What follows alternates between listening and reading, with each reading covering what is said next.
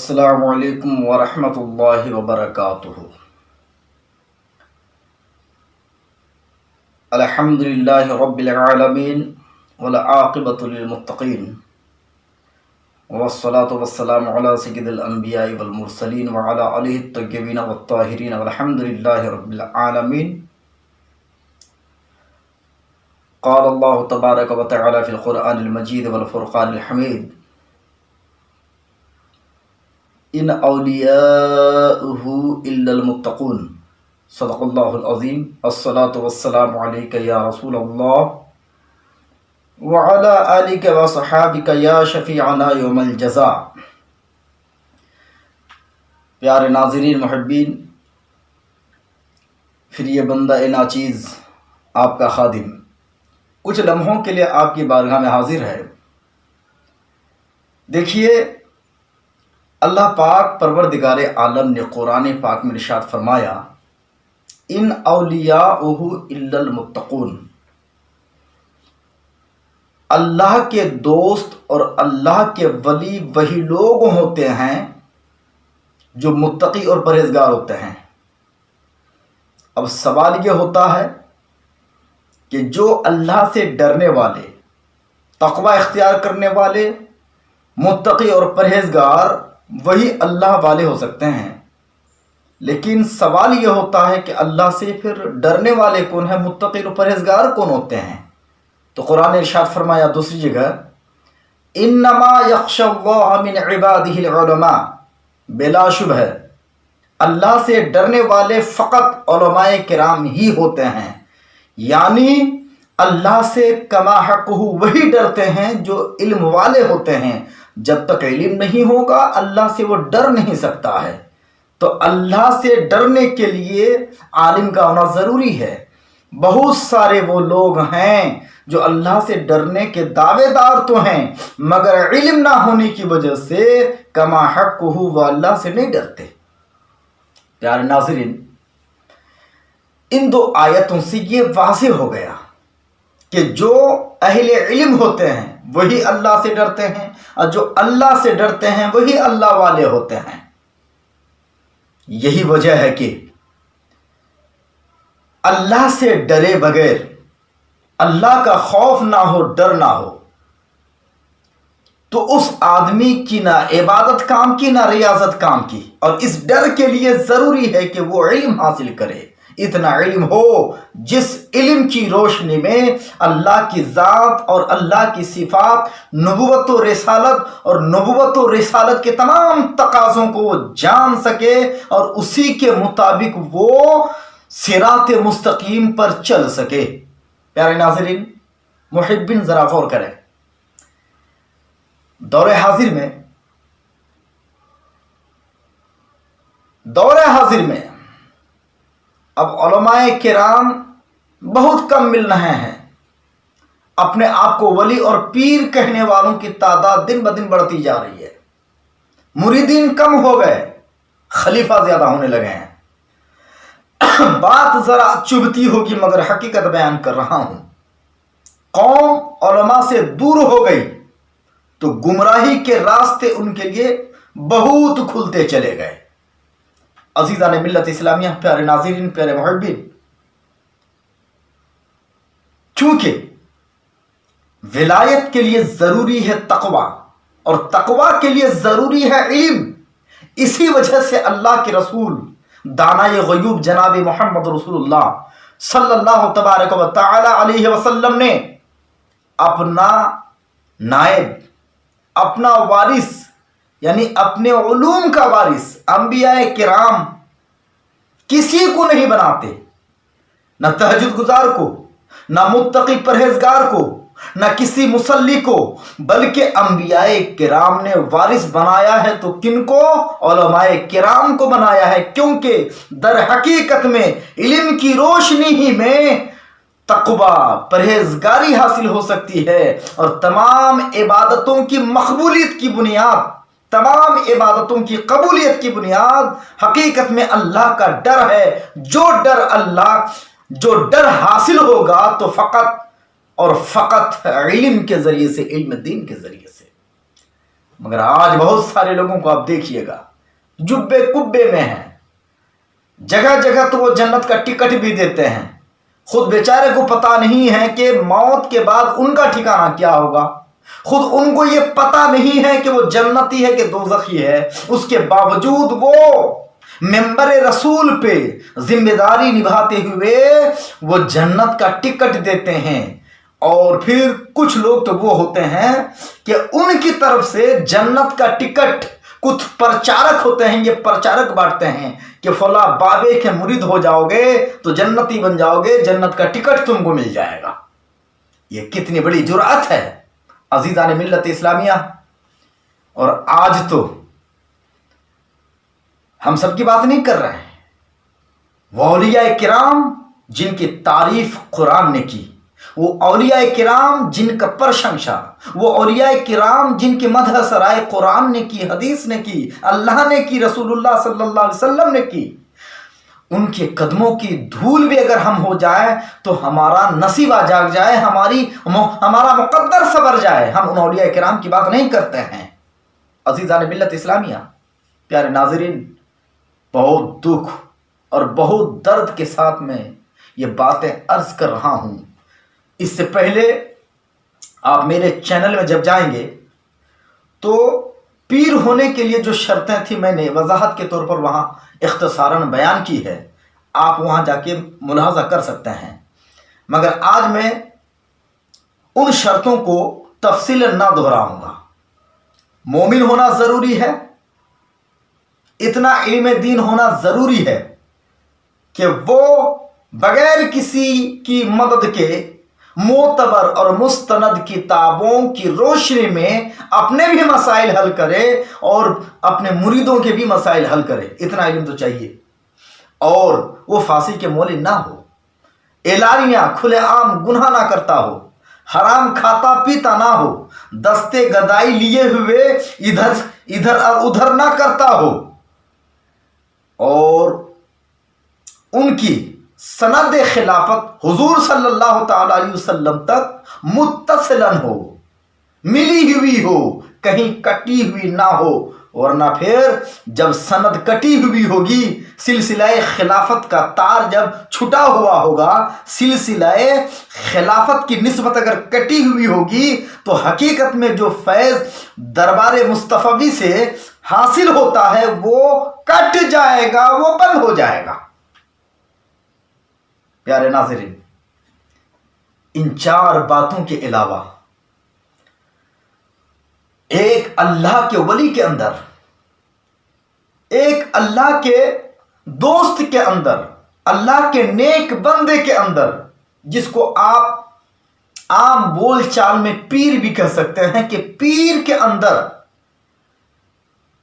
وہ 12 باتیں ہونی چاہیے۔ اور یہ 12 باتیں میں نہیں، حضور سیدنا غوث اعظم شیخ عبد القادر جیلانی رضی اللہ تعالی عنہ فرماتے ہیں، وہ غوث پاک کہ جن کی در ولایت سے ولایت کی بھیک بٹتی ہے، اگر ان کا دستخط نہ ہو، ان کی مہربانی نہ ہو، کیونکہ یہ بھی اللہ کی طرف سے ہے کہ اللہ نے آپ کو وہ کرم عطا کیا ہے، اللہ نے آپ پر وہ فضل عطا کیا ہے کہ ولایت کی کنج آپ کو دے دی گئی۔ وہ غوث اعظم فرماتے ہیں کہ ایک اللہ کے ولی کے اندر جو خوبیاں ہونی چاہیے، جو صفتیں، جو گن ہونی چاہیے، وہ 12 گن ہیں اور 12 خوبیاں ہیں، 12 صفتیں ہیں کہ جب تم کسی آدمی کے اندر یہ 12 خوبیاں دیکھ لو، 12 صفتیں ان کے اندر پائی جائیں تو پھر آنکھ بند کر کے مان لو کہ یہ اللہ کا ولی ہے۔ اور اگر ان 12 باتوں میں سے اور اگلی 4 شرائط میں سے ایک شرط بھی نہیں ملتی ہے تو چاہے وہ ہواؤں میں پرواز کرے، چاہے وہ کچھ بھی کرے، وہ اللہ کا ولی نہیں بلکہ ولی کے نام کا روپ دھارن کر کے وہ بہت بڑا شیطان ہے۔ عزیزان ملت اسلامیہ، ان 4 باتوں کے علاوہ 12 باتیں کون سی ہیں؟ کہ اللہ کے ولی کے اندر 2 باتیں، 2 صفتیں، یعنی وہ ایسی 2 صفت ہیں جو اللہ تبارک و تعالیٰ کی صفتیں ہیں، یعنی ستار اور غفار، یعنی اللہ تبارک و تعالیٰ کی صفت ستار اور صفت غفار کا وہ مظہر ہونا چاہیے۔ ستار کا معنی ہے بذات خود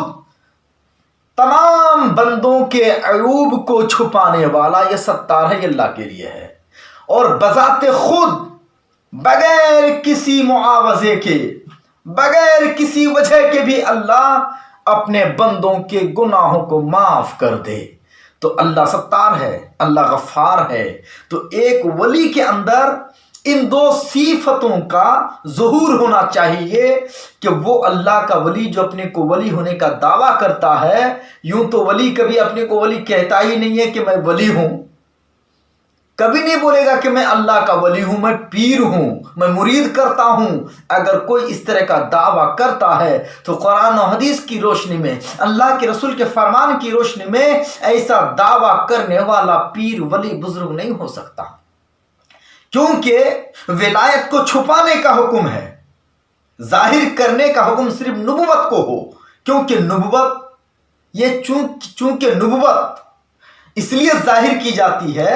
کہ نبوت کو ظاہر کرنا یہ ان کے دعوے کی دلیل ہے، اس لیے نبوت چھپائی نہیں جاتی، ظاہر کی جاتی ہے۔ اور ولایت چونکہ اللہ اور بندے کے درمیان ایک خاص راز ہے،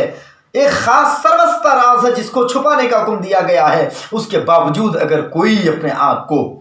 ظاہر کرتا ہے کہ میں اللہ کا ولی ہوں، میں بزرگ ہوں، میں پیر ہوں، میں مرشد کامل ہوں، میں رہنمائے کامل ہوں، تو اس آدمی کے اندر اللہ تعالیٰ کی ان دو صفتوں کا ظہور ہونا چاہیے، ان دو صفتوں کا اس پیر کو مظہر ہونا چاہیے کہ وہ بندوں کے عیوب کو چھپائے، اور اگر مریدوں سے یا کسی بھی آدمی سے، مسلمان سے، غیر مسلم سے، کسی سے بھی کوئی کوتاہی ہو جائے تو وہ پیر اور بزرگ خندہ پیشانی کے ساتھ معاف فرما دے۔ اس کے بعد حضور علیہ السلام کی دو صفتوں کا حامل ہونا چاہیے، شفیق اور رفیق۔ شفیق کا معنی ہوتا ہے شفقت کرنے والا، دیا کرنے والا، شفقت کرنے والا، دیا کرنے والا، رحم و کرم کرنے والا۔ اور رفیق کا معنی ہے بلا معاوضہ کسی سے دوستی کرنے والا، فقط خیر خواہی کے لیے، چونکہ حضور علیہ السلام کی ذات وہ تھی کہ بلا امتیاز، بلا فرق ہر ایک پر شفقت فرماتے اور ہر ایک سے دوستی کا حق ادا کرتے۔ دو گن حضرت ابوبکر صدیق والے ہونی چاہیے اس پیر کے اندر،